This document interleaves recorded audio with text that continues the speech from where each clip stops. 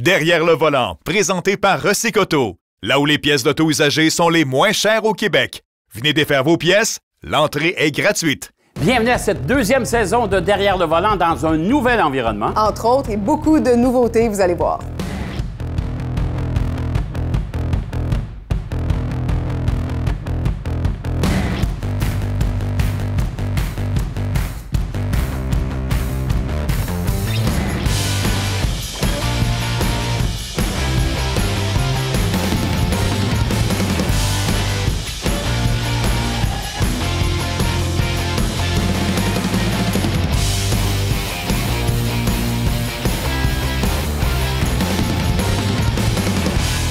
Et notre premier invité de la saison... Bonjour! Hey! Salut! Comment ça va? Ça va très bien. Excuse-moi. C'est pesant, ça. Hey, nouvelle saison, nouvelle tenue vestimentaire. Y a-t-il un message derrière ça, Hugo? Ben, écoutez, On était je me dû. suis dit, pourquoi pas vous faire un petit cadeau pour bien partir c'est l'année en gentil, beauté. ça, c'est gentil. On a pris soin de mettre les logos, puis de le mettre à vos couleurs. Ça va faire changement, hein? Mais t'es rendu dans les vêtements? Oui, je me suis parti une ligne de vêtements de travail. Puis quand je dis travail, c'est pas juste la construction, parce que travail, ça touche à peu près tous les corps de métier. C'est pas un secret, je suis dans la rénovation. Puis je voulais avoir de quoi qui me ressemblait. Fait qu'on a décidé de mettre sur pied la ligne Mais Hugo ça a pas Stone. l'air des vêtements de travail, ça, là. Tu sais, qui dit travail, ne veut pas dire qu'il faut pas que tu sois beau.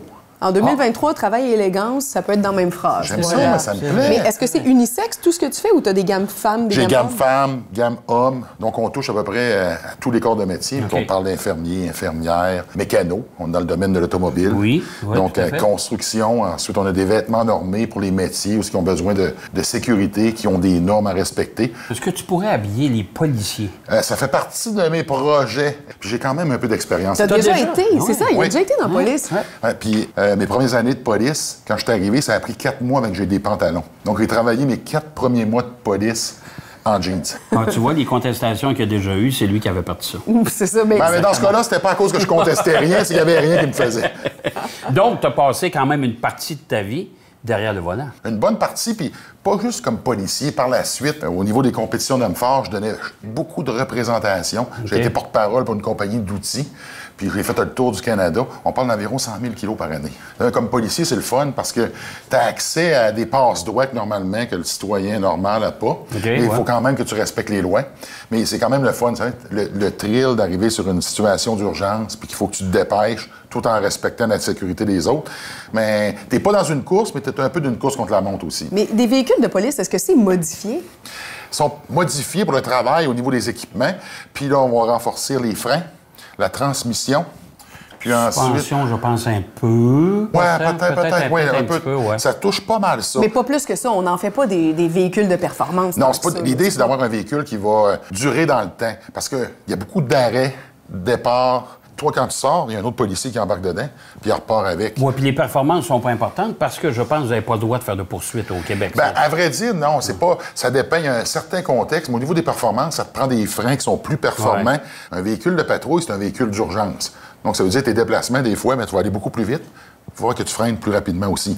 Donc, les pièces qui sont nécessaires à faire en sorte que le véhicule dure dans le temps, eux sont renforcés.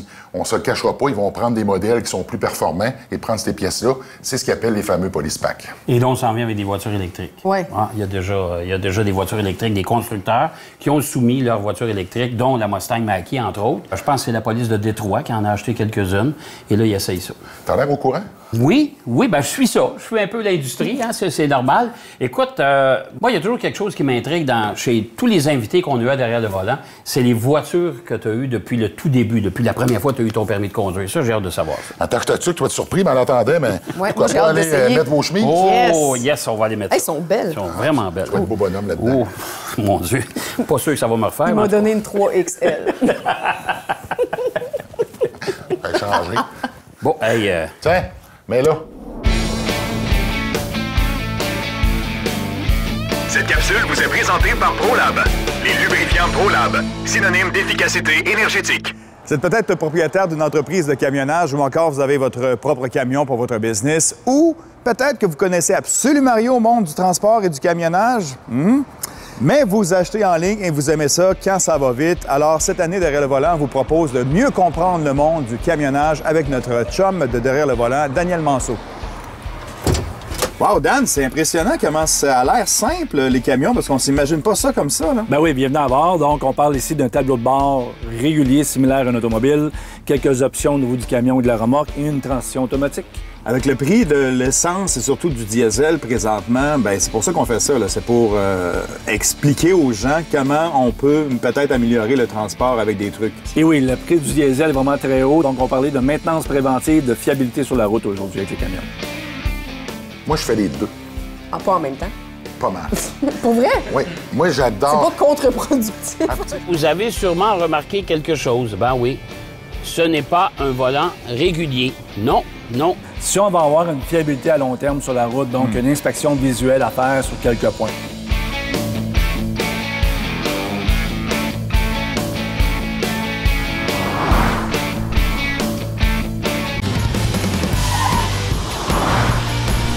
On est de retour avec notre premier invité de la saison, Hugo Girard, et on est maintenant dans nos nouvelles chemises. Jacques, ça marche, hein? J'ai hâte de voir des mécanos dans des concessionnaires habillés comme ça. Mais honnêtement, si c'est beau sur moi, sur toi, sur des mécanos, ça fait à tout le monde. Maintenant, je suis la police de la mode. Je vous confirme.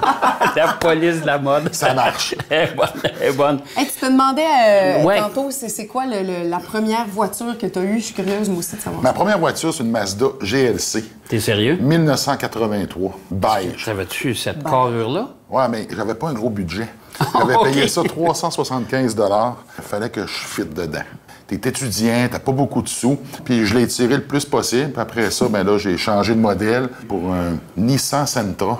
Fait que là, t'es resté dans le japonais, dans le fond, là. Les Japonais, pour une raison que j'ignore, étaient pas chers. C'est Par vrai. la suite, là, j'ai passé des véhicules américains. J'ai eu un Mercury Cougar. Lui, par exemple, là, je m'étais fait avoir. Il a marché genre une semaine. T'es sérieux? Un citron. Un citron. Puis ensuite, ben là, j'ai eu mon véhicule coup de cœur, un Chrysler Cordoba 1977. Hey, écoute, les plus jeunes, n'écoutez pas ça, vous savez pas ce que c'est un J'ai Chrysler aucune idée, Cordoba. c'est quoi?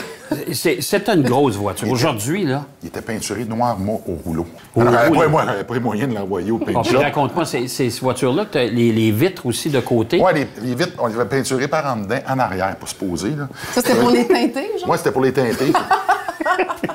T'avais un genre de look, là, je m'en souviens parce que j'allais au cégep à ce moment-là. Puis des fois, j'allais me parquer dans le fond de la cour parce que je travaillais dans les clubs le soir. Là, je laissais la porte ouverte, puis je me couchais parce que les autres, il y avait des beaux bancs, des banquettes en avant. Là. J'ai adoré ce véhicule-là. Quand je l'ai laissé tomber, là, ça m'a fait de quoi? C'est un deux portes, là, avec des Oui, portes. des grands portes. Des grands portes épouvantables. Là. Ouvrir ça dans un stationnement de deux voitures, c'est à l'enfer. Après ça, t'as eu quoi? Après ça, j'ai eu un Camry que j'avais repris de mon père. J'ai tiré ça là, jusqu'au temps que je commence dans la police. Et là, je me suis acheté une Ford Mustang. Ah, OK. J'ai été OK. orange. Couleur discrète, hein? Ah ouais, Tu vois ça pas allait. Ah oui, c'est... Mais tu dis ça avec un ton d'un gars qui avait pas le choix, là. Ben, je dis ça, mais maintenant, j'ai une Dodge Challenger puis elle est orange. OK. Donc, ça me dérangeait pas tant. Mais j'avais adoré, là. On était manuel, gros moteur. Mais Hugo, t'es un gars qui voyage énormément. T'es un gars aussi qui fait de la réno, évidemment. Est-ce que ça veut nécessairement dire que t'es un gars de camion? Oui, je suis un gars de camion. Ça te prend ça. Ça me prend ça, je me sens à l'aise, il y a de la place. Moi, ben, j'aime ça, les véhicules récréatifs, les côte à côte, les motoneiges. Je suis costaud, tu sais, une paire de jeans dans une valise, moi, il en rentre deux, la valise est pleine. Donc, ça te prend de l'espace pour mettre des choses quand tu voyages. OK, ouais. Puis un camion, ça me ressemble beaucoup. Mais t'es un gars de moteur. C'est rare que le moteur reste stock. OK. On T'es a un bricoleur. plein de questions encore pour Hugo. Oui. Je te propose le quiz DLV. T'es le premier de la saison qui passe. Stresse pas, il n'y a pas de bonne, pas de mauvaise réponse. Ça te tente-tu? Ouais, moi, je suis partant. Le prix du diesel est vraiment très haut. Donc, on parlait de maintenance préventive, de fiabilité sur la route aujourd'hui avec les camions. On commence avec quoi? Le cœur du véhicule, le moteur. Le moteur, il faut que ça marche bien, si possible. C'est important.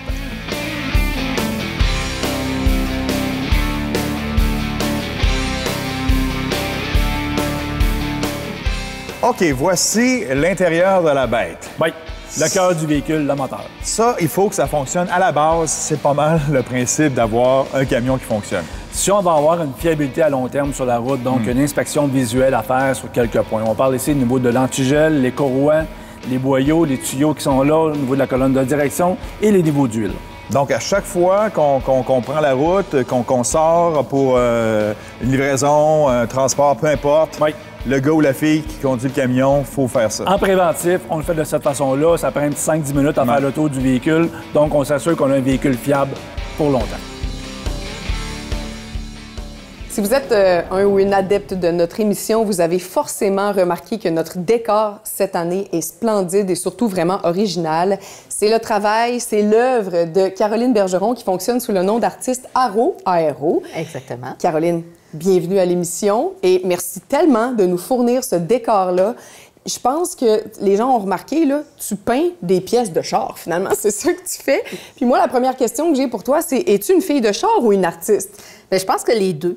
Je suis pas très technicienne de la voiture. J'aime les belles voitures. Puis, l'art est arrivé dans ma vie vraiment comme, je dirais, un cheveu sur la soupe. Moi, je suis une fille d'entrepreneur. J'ai grandi dans la restauration. Puis, par la suite, j'ai travaillé pour les soupes Campbell. J'ai travaillé en restauration. J'ai été propriétaire de restaurant dans le Vieux-Québec. Puis, l'art est arrivé pendant mon parcours à l'école d'entrepreneurship de Beauce. Un samedi soir arrosé, très festif, avec un groupe d'entrepreneurs.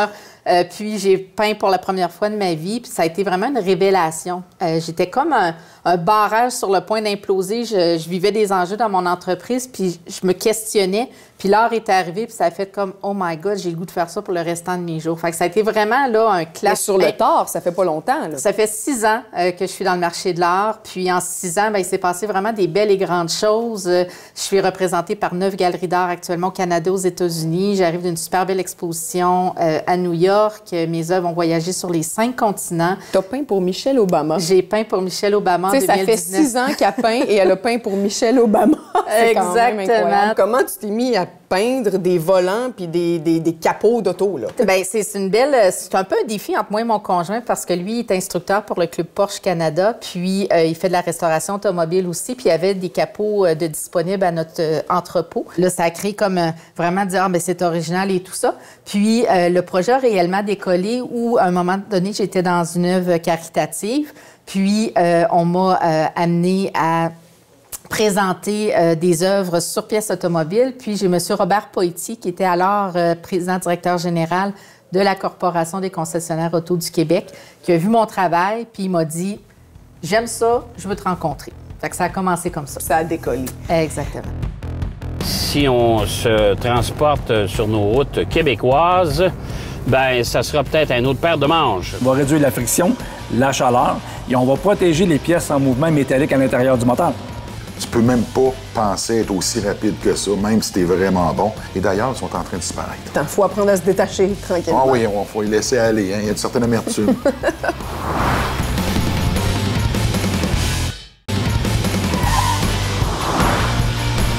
Nous sommes à Aix-en-Provence pour ce début de nouvelle saison de Derrière le volant à l'antenne d'RDS.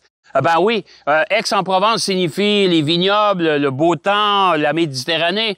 Ben non, on s'est levé ce matin avec une accumulation de neige au sol. Il fait 5 degrés, mais c'est quand même très joli, c'est très beau. Et tout ça pour vous présenter la nouvelle Lexus RZ, la voiture tout électrique qui fait son introduction au sein de la gamme Lexus.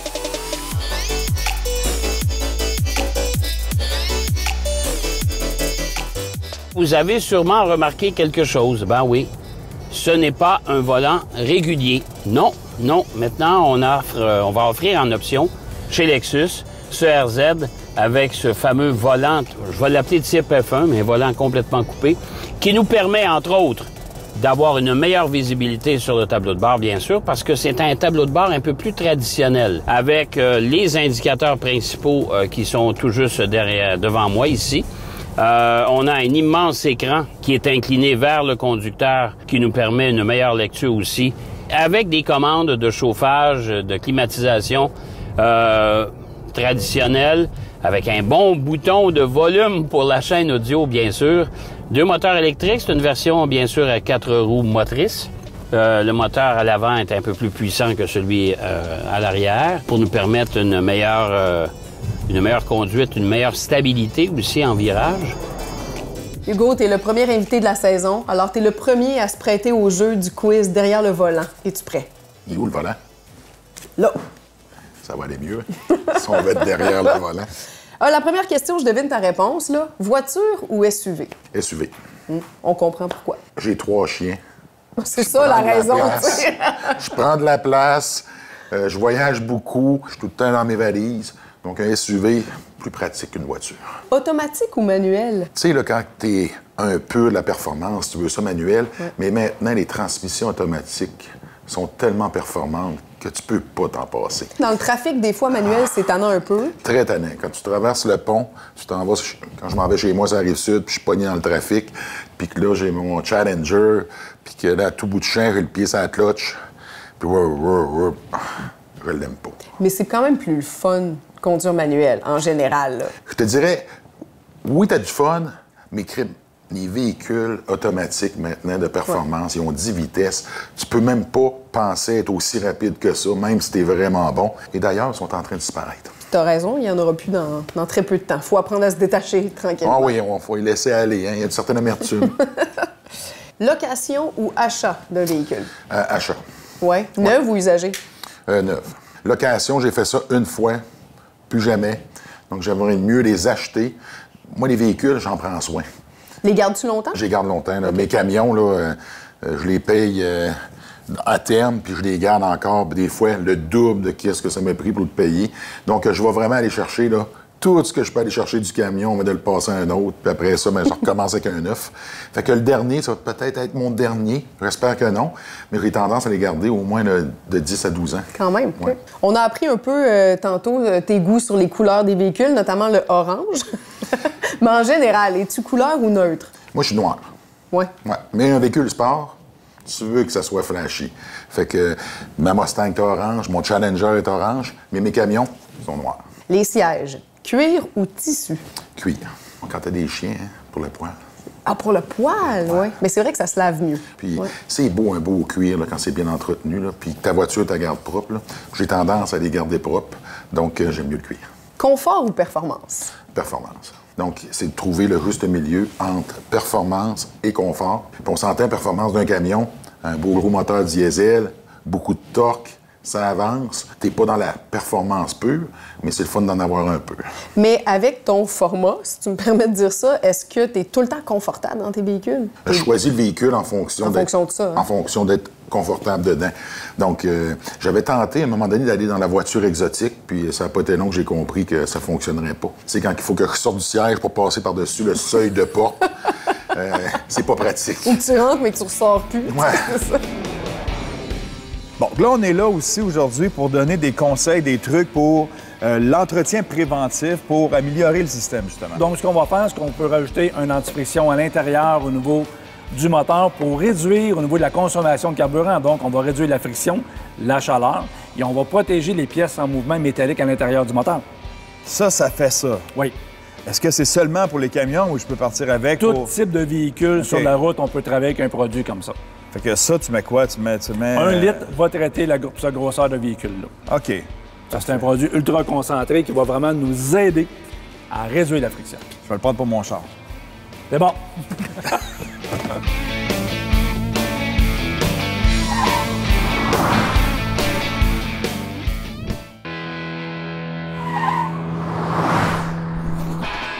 Moderne ou rétro? Tu sais, j'aime les deux. Je trouve ça le fun parce que je trouve que les voitures rétro, bien entretenues, c'est un cachet. Il y a une histoire. Moi, j'adore l'histoire. Quand je voyage, j'en profite pour aller un peu partout puis m'intéresser à l'histoire derrière le pays où ce que je vais. Ça m'aide à comprendre les gens qui y vivent, la dynamique. Donc, j'adore vraiment l'histoire. 8e question. Voiture modifiée ou d'origine? Définitivement modifiée. OK. Qu'est-ce que tu modifies? Ouais, vas-y. Le moteur, écoute, si on commence par mon dernier camion, là, on a à peu près tout fait. Donc, pare-choc avant, pare-choc arrière, des lumières, il y en a partout. Je veux voir clair. Le roue de bord, j'ai même fait modifier les sièges. Mon couvert de boîte est électrique, donc avec une manette. Parce que c'est sur mesure quasiment. La suspension, oui. Je voulais avoir un véhicule sur mesure et j'ai fait ça à peu près avec tous mes véhicules. Ah ouais? Oui, parce que, tu sais, on passe tellement de temps dans nos véhicules que, premièrement, tu développes un certain amour pour ton véhicule, puis tu passes tellement de temps dedans que tu veux en prendre soin, puis c'est le fun de le personnaliser parce que c'est le tien. Mais tu disais aussi que tu les gardes longtemps, mais après, tu repasses à un autre. Ça nuit pas, le fait que tu l'aies tout modifié? Non, généralement, ça donne des idées aux autres. Ça a même pris de la valeur? Oui, puis il y a des gens que pour eux, ben, c'est le fun parce qu'ils arrivent à quelque chose qui sort de l'ordinaire. Genre, avoir le char d'Hugo Girard. C'est quand même pas piquer des verres, tu sais.